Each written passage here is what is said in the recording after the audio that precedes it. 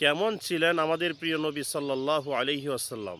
তিনি দীর্ঘ সময় নীরব থাকিতেন, তিনি কম হাসতেন, তিনি মুস্কি হাসিতেন, সবাইকে তিনি সালাম দিতেন, ঘুম থেকে জেগে মিসওয়াক করিতেন, সব সময় আল্লাহকে স্মরণ করিতেন, তাহাজ্জুদ সালাত ত্যাগ করিতেন না, সোমবার ও বৃহস্পতিবার রাত রোজা রাখিতেন, বিপদে পড়িলে তৎক্ষণাৎ সালাতে দাঁড়াইয়া যেতেন, নিজের জন্যে কখনো প্রতিশোধ গ্রহণ করিতেন না, নিজের জন্য কখনো প্রতিশোধ গ্রহণ করিতেন না, যুদ্ধক্ষেত্রে ছাড়া কাউকেও আঘাত করিতেন না।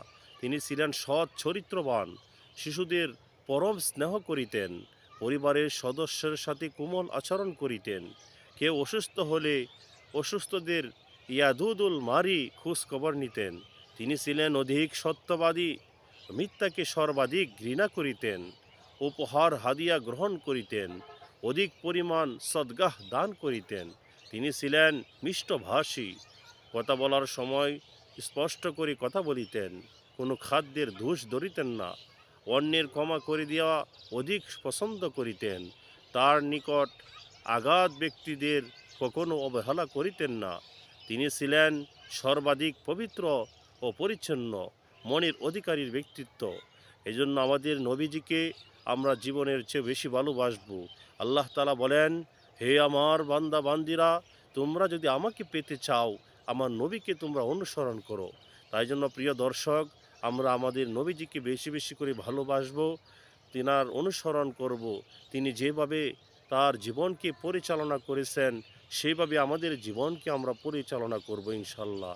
কারণ নবীজির সুন্নতকে যদি আপনি আঁকড়ে ধরে রাখতে পারেন, মৃত্যুর পরে আমাদেরকে কবরে রাখার পরে আল্লাহ পাক রব্বুল আলামিনের পক্ষ থেকে মুনকার নামক দুইজন মুনকার নাকির নামক দুইজন ফেরেশতা আসিবে।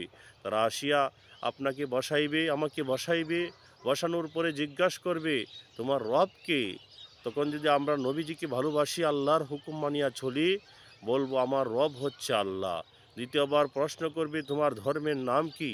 আমরা যদি ধর্মের উপর অটল থাকি, তাহলে বলবো আমাদের ধর্মের নাম হচ্ছে ইসলাম।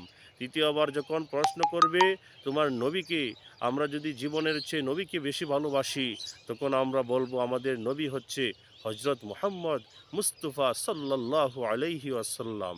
কাজেই প্রিয় দর্শক, আমার ভাইয়েরা, আমরা সকলেই আমাদের নবীকে বেশি বেশি করে ভালোবাসবো।